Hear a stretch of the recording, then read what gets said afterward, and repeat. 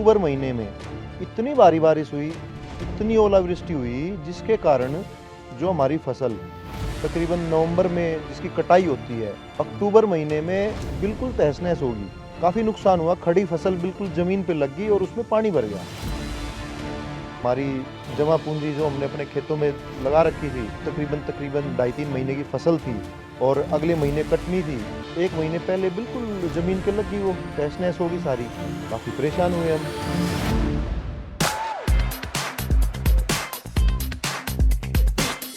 एक बार पहले हमारी गेहूं की फसल खराब हुई थी, तो उस समय सीएम साहब केजरीवाल जी ने मुआवजा दिया था हमें।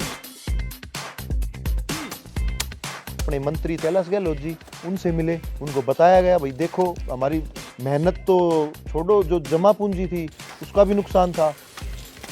केजरीवाल सरकार में बात सुनी जाती है और केजरीवाल जी ऐसे सुनते हैं बात जैसे स्वयं वे किसान हो। केजरीवाल जी ने ऐलान किया कि 50,000 रुपये प्रति हेक्टेयर किसानों की फसल बर्बाद होने का मुआवजा दिया जाएगा।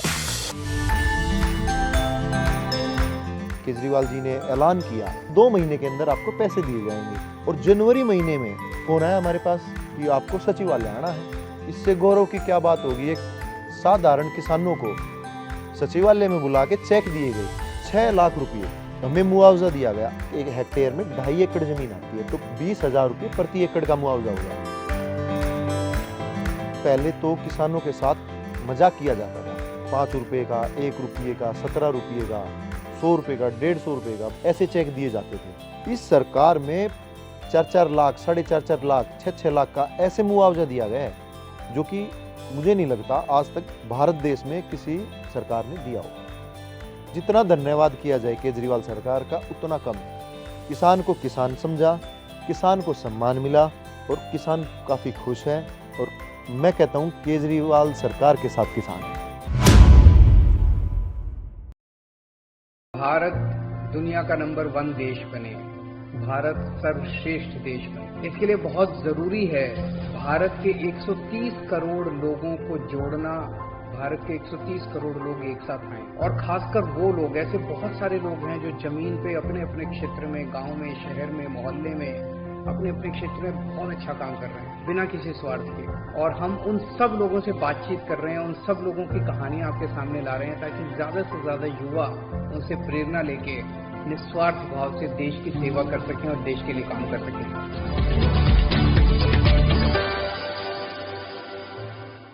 गुजरात के अहमदाबाद में रहने वाले पंकज जैन जी ज्ञानशाला नाम की एक संस्था के फाउंडर हैं।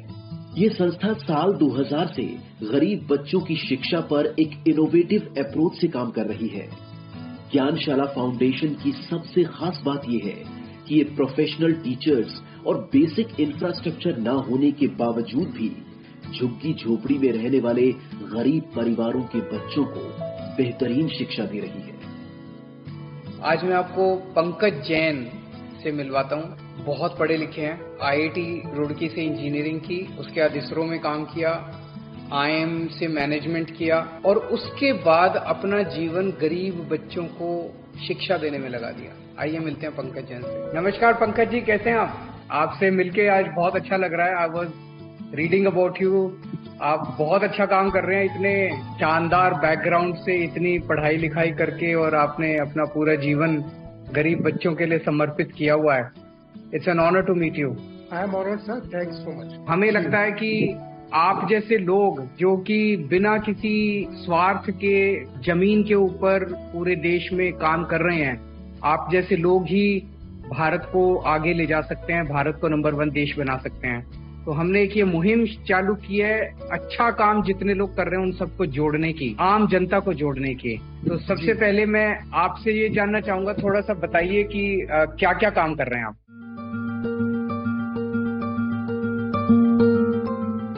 When I was working as a consultant, I had a chance to look at what was the good things which were being done in Bangladesh.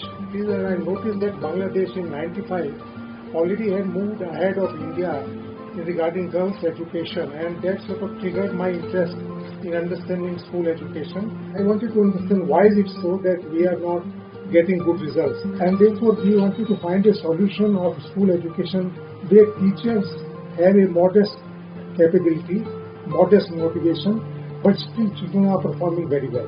So Gyanshala program started in the year 2000, mainly with that objective that it is possible and to show it.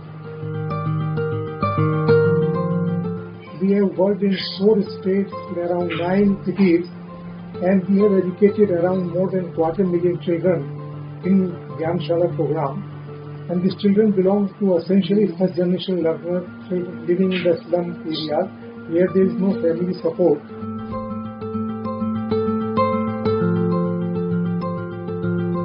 Gyanshala has the best independently measured record of performance over the last 15 years in India, I would say.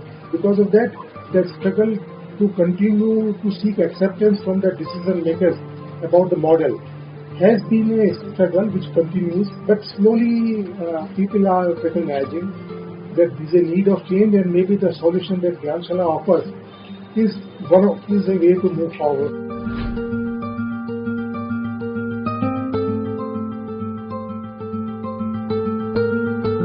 I wish you all the best. आप बहुत अच्छा काम कर रहे हैं sir. आपकी पूरी कहानी बड़ी इंस्पायरिंग है.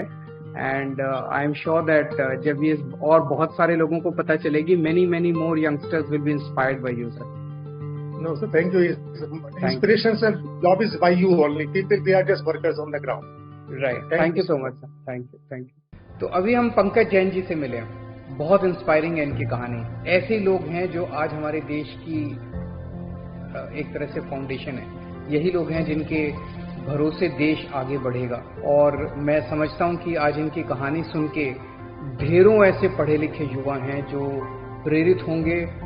मैं भगवान से प्रार्थना करता हूं पंकज जैन जी आगे खूब इसी तरह से देश के लिए काम करते रहें.